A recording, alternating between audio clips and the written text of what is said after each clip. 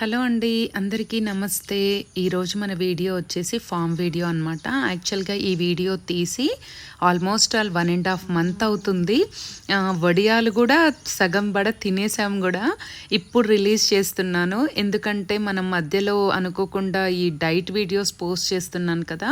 Diet videos time to time పెట్టాలి, ఎవరైనా follow అయ్యే వాళ్ళకి ఇబ్బంది అవ్వద్దు కాబట్టి వాటికి కొద్దిగా ప్రయారిటీ ఇచ్చి ఇవి కొంచెం లేట్ అయినా పర్వాలేదనేసి అలా పోస్ట్ చేస్తున్నానండి. ఇంకా అమ్మమ్మ స్టైల్లో ఒడియాలు పెడదాము అని అంటే ముందు రోజు నైటే పొలం దగ్గరికి వెళ్ళి అక్కడే స్టే చేసి, ఎందుకంటే ఎర్లీ మార్నింగ్ అయితే ఎండ రాకముందే పెట్టొచ్చు అనేసి వెళ్ళామన్నమాట. ఇంకా పొద్దున్నే లేచి ఒకసారి మొక్కలన్నీ చూసుకొని హ్యాపీగా ఫీల్ అయ్యి ఒక 1 అవర్ వాకింగ్ అయినట్టు ఉంటుందని మొత్తం తిరిగేస్తాను. తర్వాత మంచిగా ఇలా టీ పెట్టుకొని నేనైతే పొద్దున్నే టీ తాగేసాము.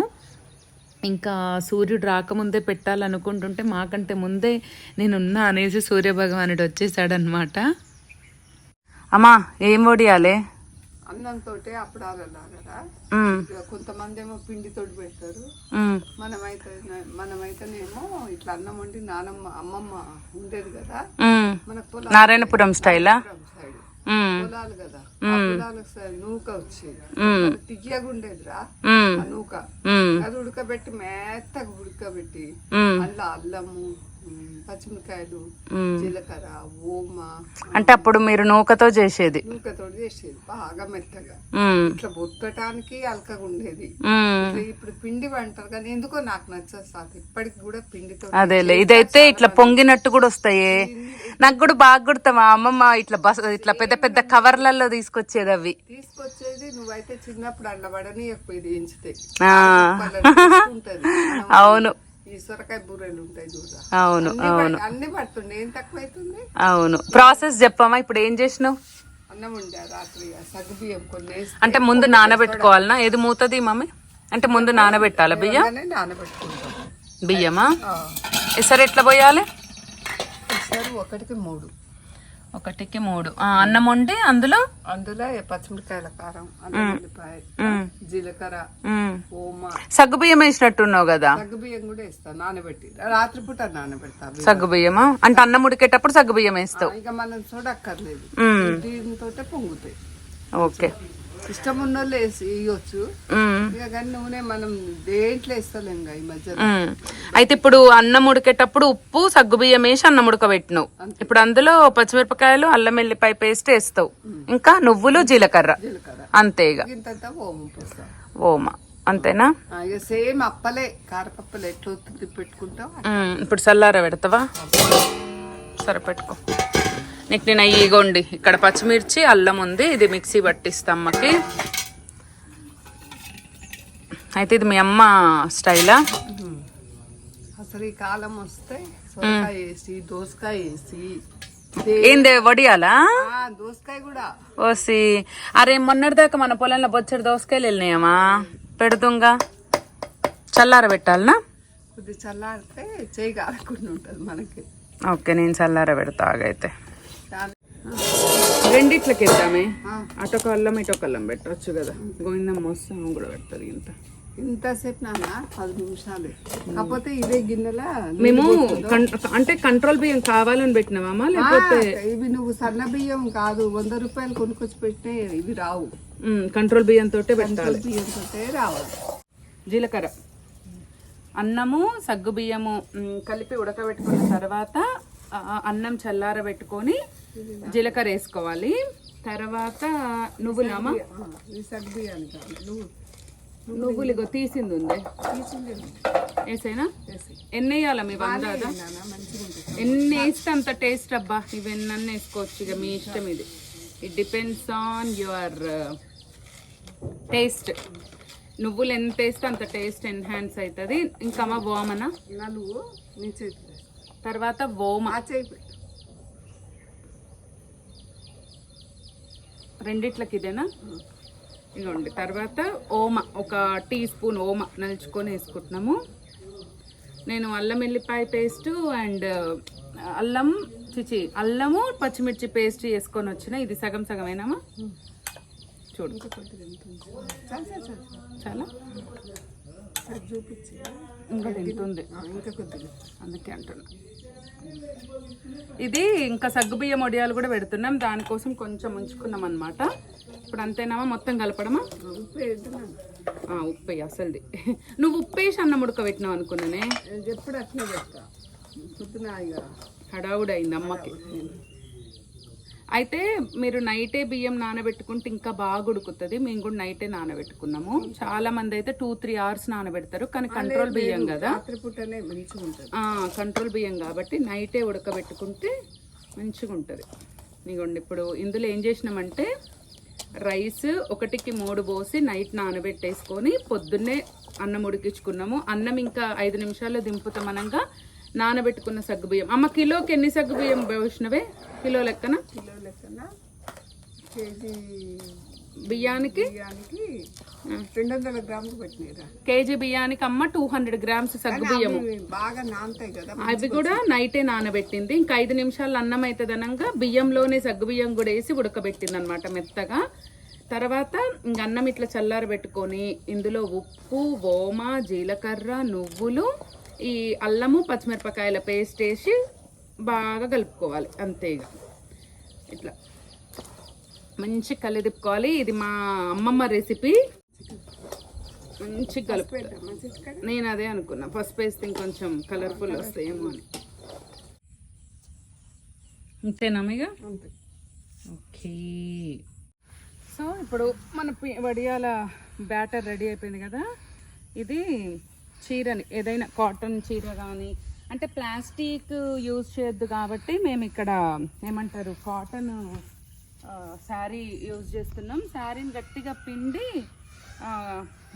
చీరను తడిపి నీళ్ళన్నీ పిండేసుకోవాలి. అప్పుడు మన కొడియాలు బాగా వస్తాయి అన్నమాట పెట్టడానికి. సో ఇట్లా రెడీ అయింది. సూర్యుడు రెడీ, వడియాలు పెట్టే మంచము రెడీ, పెట్టడానికి నేను రెడీ. అమ్మ ఎట్లా చెయ్యొద్దుకుంటుండాలా? ఓకే, కింద పెట్టాలా?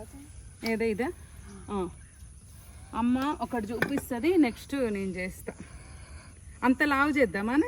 నేను చెప్తాను. ఓకే, ఉంది కాబట్టి అప్పల్లాగా. ఓహో, అప్పల్లాగా వత్తాలనా? లావు ఉండొద్దు. ఓకే, పొంగుతాయి. ఓకే, చల్లగా అయిందబ్బా పిండి కూడా. ఇంకోండి ఇట్లా రౌండ్ చేసుకొని జస్ట్ ఒత్తుకోవాలి. పల్సగా ఉండాలి, మరీ మందం ఉండొద్దు. అంతేనా? అంతే. ఒక్కొక్కటి ఎంచుకుంటామే. చాలా అమ్మా? చాలు. నీకు అది సరిగా రాలేదనుకున్నానా? ఇట్లా అద్దుకు, నీళ్ళు అద్దుకొని పల్సగా. ఈ పల్సగా చాలా, ఈ కన్సిస్టెన్సీ చాలా. పొంగుతాయి, ఉబ్బుతాయి అని? ఉబ్బుతాయి, ఉబ్బుతాయి. ఇంక ఇందులో ఇంకా సగ్గుబియ్యం కూడా ఉన్నాయి కాబట్టి స్నాక్స్ కూడా తినొచ్చు ఈవినింగ్ కదా. అవును, టీకి ముందు అట్లా కూడా ఎంచుకోవచ్చు. ఎందుకంటే సేమ్ ఇక కారపప్పు టైప్. నాన్ వెజిటేరియన్స్ అంటే ఏదో ఒక డిషెస్ ఉంటాయి సైడ్, కానీ మనం పప్పు చేస్తే ఖచ్చితంగా వడియాలు ఉండాల్సిందే. పప్పుచారు పప్పుచారు తింటోళ్ళు కూడా ఆమ్లెట్ వేసుకుంటారు. మనకి ఇవి ఉంటే బాగుంటుంది. వడియాలు ఉంటే పప్పు అయినా పప్పుచారైనా.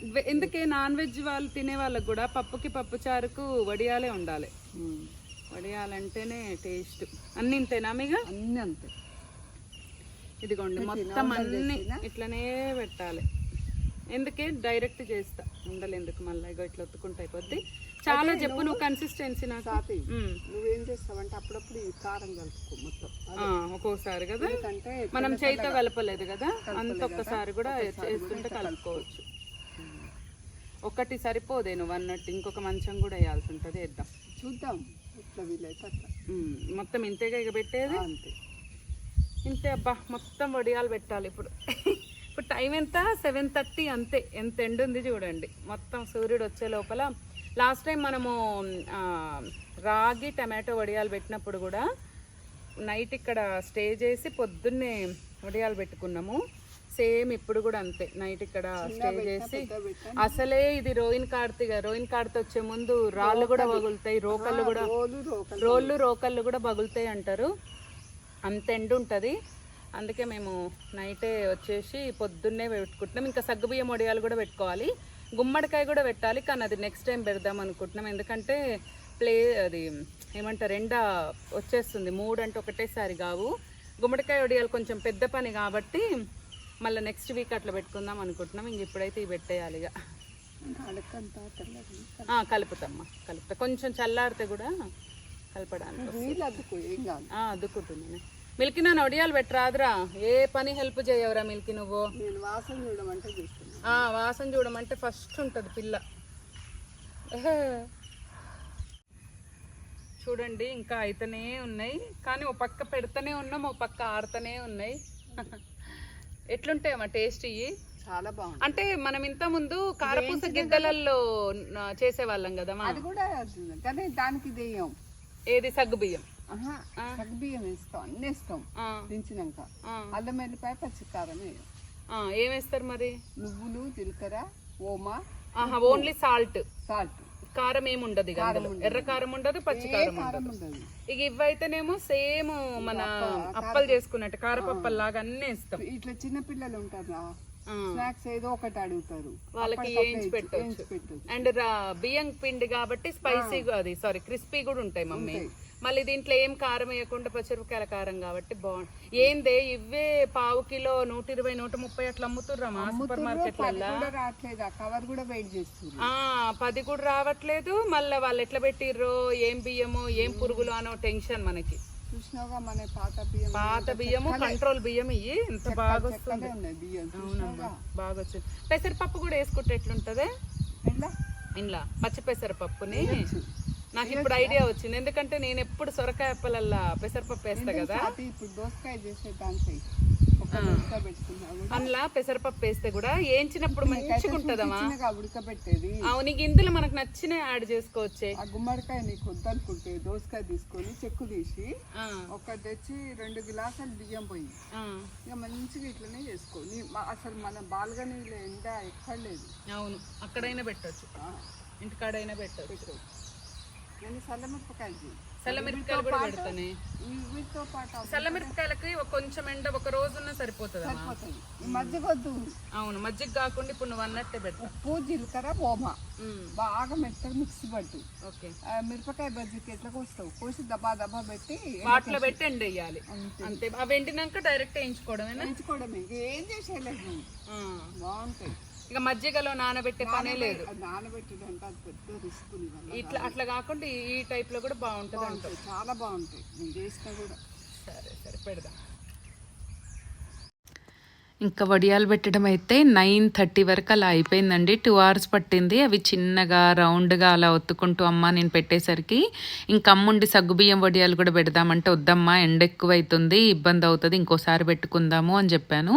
ఎందుకంటే ఇంకా పొలంలో కొంచెం పని ఉందండి, ఎరువులు వేసుకునేది, అందుకే ఇంకా ఆపేసామన్నమాట.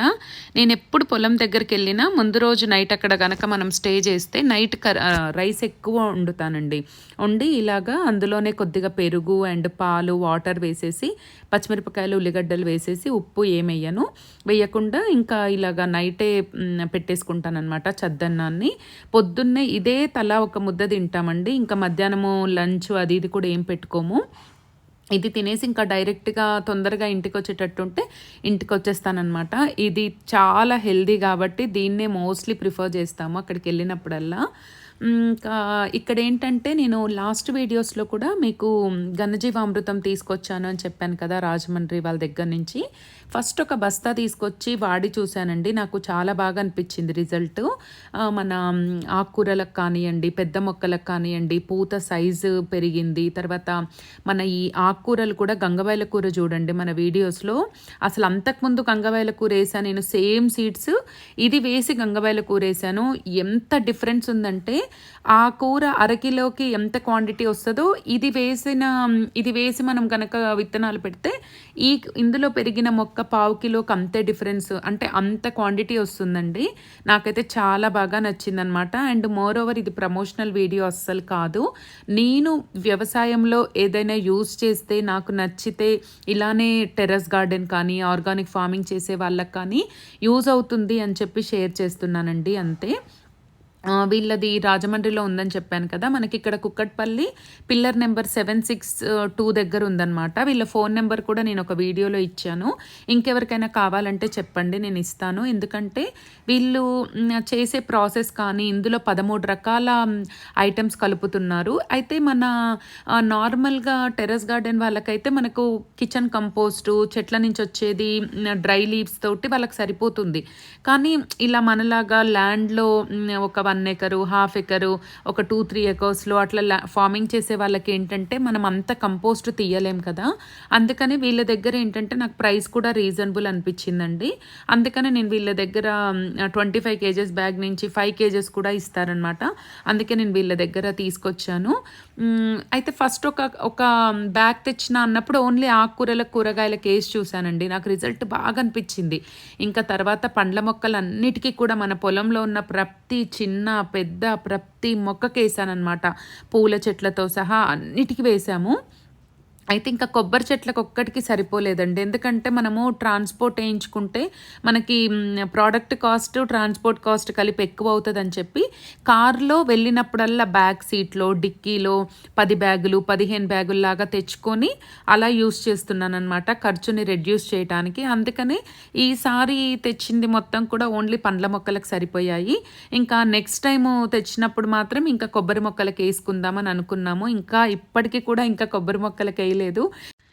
ఈ 2 డేస్లో ఫామ్కి వెళ్ళేటప్పుడైతే ఈసారి తీసుకెళ్ళి ఆ మొక్కలకు కూడా వేసేసేయాలండి. అప్పుడు అన్నిటికీ వేసినట్టు అయిపోతుంది. అయితే ఈ పనులన్నీ నేను లేకున్నా గోవిందమ్మైనా చేస్తుంది. కానీ నేను దగ్గరుండి నేను చేసుకుంటే నా పిల్లలని నేను కేర్ చేసిన ఫీలింగ్ నాకు వస్తుంది అనమాట. అందుకే ఇలాంటి పనులన్నీ కూడా నేనే దగ్గరుండి చూసుకుంటాను. ఇంక ఇదంతా అయిపోయిన తర్వాత పంచగవ్య కూడా ఒక 20 లీటర్స్ అలా తీసుకొచ్చానండి. పంచగవ్య కూడా మొత్తం స్ప్రే చేసామన్నమాట. 1 లీటర్కి 20 లీటర్స్ చొప్పున కలపాలి. పంచగవ్య కూడా వాళ్ళ దగ్గరే తెచ్చాము. ఇంకా నెయ్యి అవన్నీ తీసుకొచ్చి మనం ప్రిపేర్ చేస్తే కూడా అంతే కాస్ట్ పడుతుంది. సరే వీళ్ళది ట్రస్టెడ్ ఉంది కదా అని ఇంకా నేనైతే పంచగవ్య కూడా వాళ్ళ దగ్గరే తెచ్చాను. ఒక ద్రవజీవామృతం మాత్రమే మన దగ్గర రెడీ చేస్తున్నాను. చాలామంది ఈ స్ప్రే మిషన్ గురించి కూడా అడిగారండి ఎంత కాస్ట్ పడిందని. బ్రాండ్ అయితే నాకు గుర్తులేదు, ఎందుకంటే గోవిందమ్మోళ్ళే తెచ్చారు. ఇది 15 లీటర్స్ కెపాసిటీ అనమాట. ఇది మాకు 3500 రూపీస్ పడింది. ఇది 25లో కూడా దొరుకుతుంది. కాకపోతే ఇదేంటంటే 2 in 1 అనమాట. ఇది బ్యాటరీతో ఆపరేట్ చేసుకోవచ్చు, మాన్యువల్గా కూడా చేసుకోవచ్చు అనమాట. అందుకే నేను 2 విధాలుగా ఉపయోగపడుతుంది అని చెప్పి ఇది తీసుకున్నాను. అయితే నేనే వేసుకొని స్ప్రే చేస్తానంటే గోవిందమ్మ ఉండి నువ్వు మొయ్యలేవమ్మా అంటే అయినా సరే అని ట్రై చేశాను. చాలా బరువు ఉందండి. అందుకే పాపం గోవిందమ్మ వేసుకుంటే ఇంకా నేను స్ప్రే చేస్తున్నాను. ఈ పంచగవ్య కూడా 15 డేస్కి ఒకసారి స్ప్రే చేసుకుంటే సరిపోతుందన్నమాట. అండ్ పంచగవ్య స్ప్రే చేశాక కూడా మొక్కల్లో చాలా డిఫరెన్స్ కనిపించిందండి. మనం ఇంకా ఒక్కసారి ఘనజీవామృతాన్ని వేసుకొని అంటే 15 డేస్కి ఒకసారి అట్లా 2 టైమ్స్ వేసుకొని ఇంకా ప్రతి మంత్ కూడా ఎవ్రీ 15 డేస్కి ఒకసారి ఇది స్ప్రే చేసుకుంటే మన మొక్కలకి సరిపోతుందన్నమాట. ఆర్గానిక్ ఫార్మింగ్లో వచ్చే సాటిస్ఫాక్షన్ అసలు నెక్స్ట్ లెవెల్ అండి.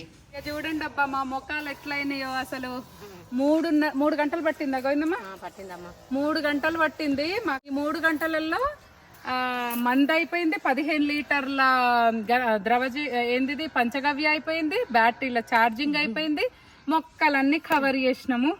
ఇది సంగతి ఫ్రెండ్స్. ఇదన్నమాట మా మందు కొట్టే ప్రక్రియ. కానీ చాలా హ్యాపీగా ఉంది, ఒక రైతు ఫీలింగ్ అన్నమాట. అసలు చెప్పలేము ఈ హ్యాపీనెస్. ఫేస్ ట్యాన్ పట్టిన, కాళ్ళు చేతులు అంతా ఖరాబ్ అయినా ఈ హ్యాపీనెస్ రాదు. మా గోవిందమ్మ కొట్టేది నేను లేకున్నా, కానీ నాకు ఇష్టం అనమాట నా మొక్కలకి. ఇప్పుడు మన పిల్లలకి మనం ఎట్లా ఎంతమంది సర్వెంట్స్ ఉన్నా ఎవరున్నా మనం వండి పెట్టుకుంటే ఆ హ్యాపీనెస్ ఎట్లనో మొక్కలకు కూడా దగ్గరుండి వాటికి అన్ని పోషక విలువలు ఇస్తుంటే అదొక తెలియని హ్యాపీనెస్. అవి మనకి ఇన్ని ఇచ్చినప్పుడు వాటి కోసం మనం 15 డేస్కి ఒకసారి టైం స్పెండ్ చేస్తే ఏం తప్పులేదు. సో ఇది ఫ్రెండ్స్ సంగతి. బాయ్.